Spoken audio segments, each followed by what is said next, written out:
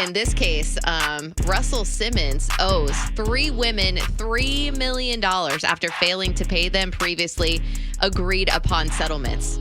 3 different settlements that he have. Isn't he living in Bali? Yeah, he's like in Indonesia or something right now. And now we know why. Yeah. Because my man's trying to get away from all the bills that he got to pay. Definitely. There's 3 confessions of judgment that were filed Wednesday in New York County Supreme Court on behalf of these 3 women. The documents were part of a confidential settlement agreement the women entered into with a music mogul in November of 2023. Now, this just happened, okay? Mm-hmm. Simmons agreed to pay each woman substantial sums, alleged personal, physical injuries, and sickness. But according to the documents, he has failed to pay every single one of them. Simmons pledged to pay $1,265,000 to each of them. And then the third woman gets $515,000. But I mean, he's over in wherever, and he can't be extradited. That's why he specifically picked that location. So when you see videos of him, and there's like, I don't know, a jungle behind him, that's he's why. over here with his legs crossed, trying to look like he's peaceful. meditating, Yeah.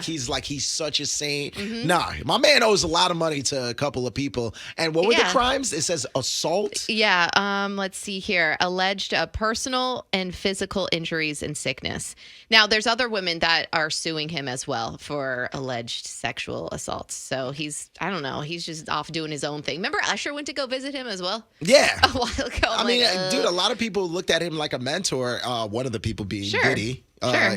Now we know why he's over there in Indonesia not trying to pay bills. And another person that is now getting sued that could potentially have to pay a substantial amount is Lauryn Hill. She's been sued by none other her Fugees bandmate Pras over claims of fraud and breach of contract over their shortened 2023 run and quietly canceled their anniversary tour this year, which just happened. Oh, yeah. And it happened right before Tampa, too. Yeah, exactly. And in the lawsuit, he alleges that Hill has narcissistic tendencies.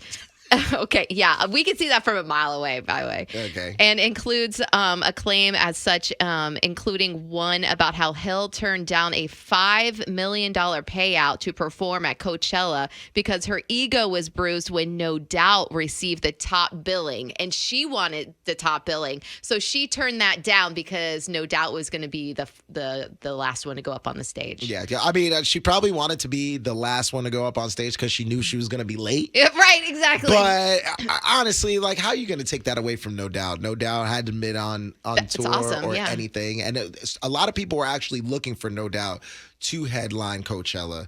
But I mean, her ego was bruised over that. Well, she's responded, by the way, just so we can tell her side. She said some clarity and facts need to be presented.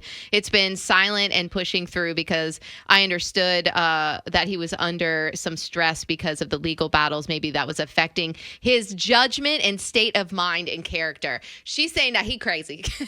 So it's not her. It's not Pras me. is saying she's a narcissist, right? and And Lauryn Hill saying that he's crazy. Right? Exactly. Yeah, I don't know, man.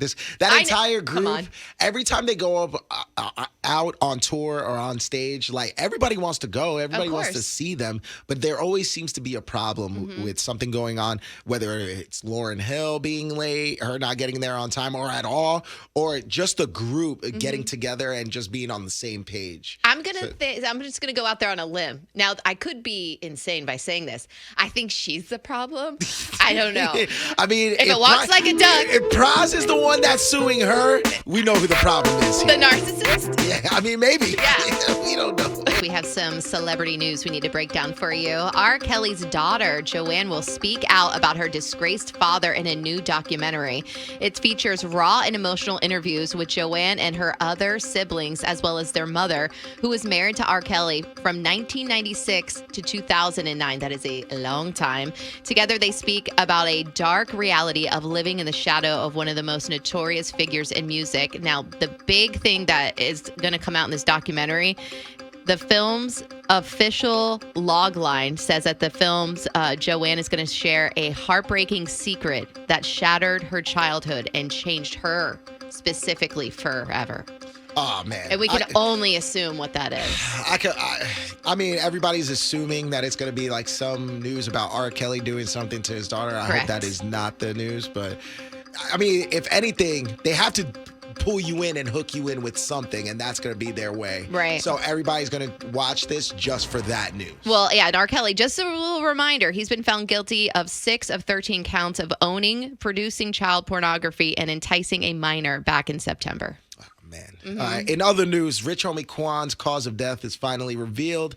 There was a toxic mixture of drugs in Quan's system at the time of his death, which included fentanyl, alprazolam, I don't know what Something that is. We don't know how to pronounce. Alprazolam, okay.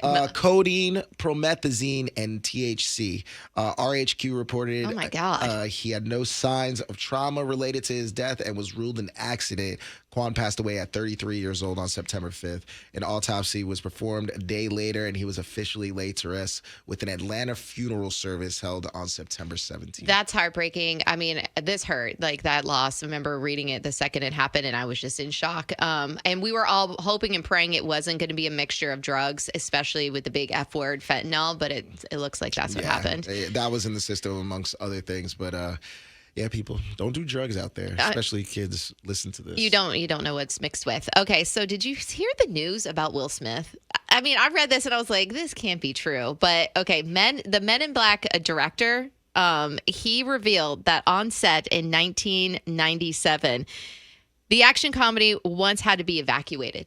And when we think of evacuation, we're thinking like an emergency, a bomb threat, something like that. Something dangerous. It had to be evacuated for 3 hours because Will Smith's gas lasted and was so disgusting that they had to evacuate the set for 3 hours. Why is this just coming out now?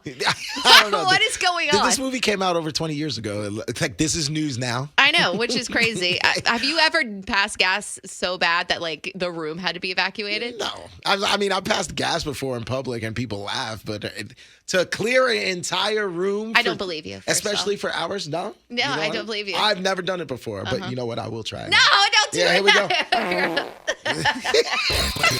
Orlando Freak Show. Thank you for watching this video. For all things wild, don't forget to like, share, and subscribe to support the channel.